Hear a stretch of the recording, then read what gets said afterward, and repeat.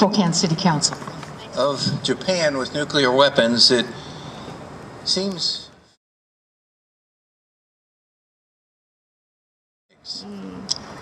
the ordinance would ban nuclear weapons from the city, and if possible, would prevent the city from dealing with any business that is involved with the production of nuclear weapons.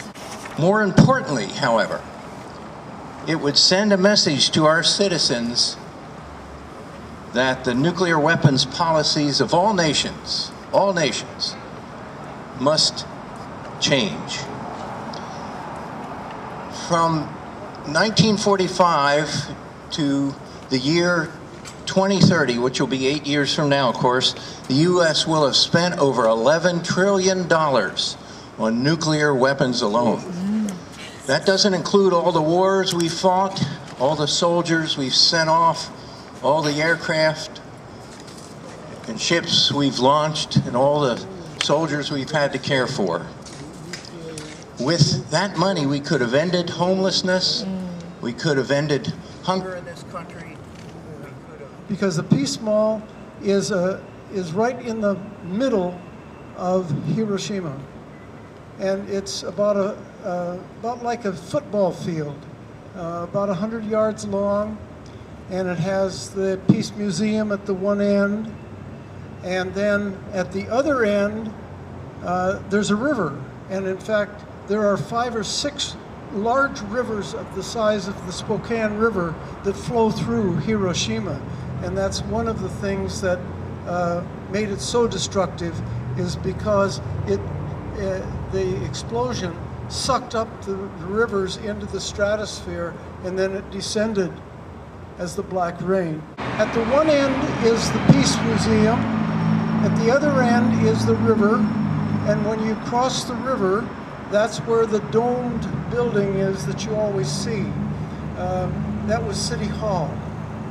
And what you have to understand there is that it was across the river, and that the explosion of the bomb was at about a half mile up, about 800 meters above the level of the city. To contact your elected representatives in Congress in particular, Senator Murray, Senator Cantwell, and Representative McMorris Rogers, and shame them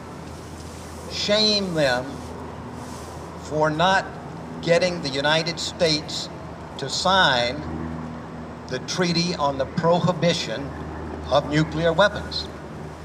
And then shame them again for not making Congress acknowledge that treaty when it went into effect a year and a half ago as international law. Virtually every country signed this treaty except the country with nuclear weapons in their back pockets. That bombing was not intended to end the war. We could have ended the war months earlier.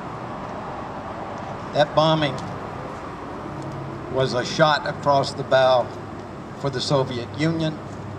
It was the beginning of the Cold War, and the horrible, horrible death, misery, suffering inflicted on the people of those cities. It's just collateral damage. Don't let anybody tell you that there's nothing we can do.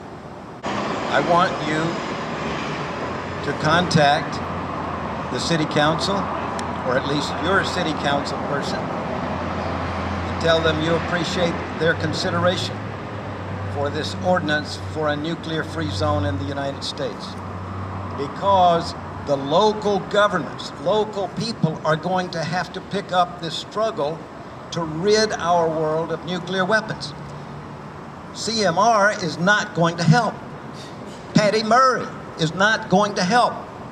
They've already shown that they have no interest in the complete elimination of nuclear weapons. So we have to do this locally, and we'll pick them up along the way once we get some momentum going. I don't know if I can be sarcastic enough on this poem to suit the moment, but I will try. Pity the nation. Pity the nation whose people are sheep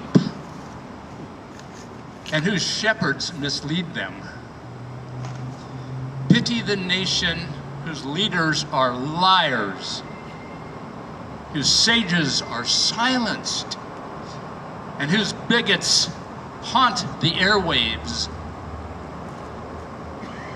Pity the nation that raises not its voice except to praise conquerors and acclaim the bully as hero, and which aims to rule the world with force and by torture. Pity the nation that knows no other language but its own, and no other culture but its own. Pity the nation whose breath is money and sleeps the sleep of the too well fed. Pity the nation, oh, pity the people who allow their rights to erode and their freedoms to be washed away. My country, tears of thee, sweet land of liberty. My dreams, my holy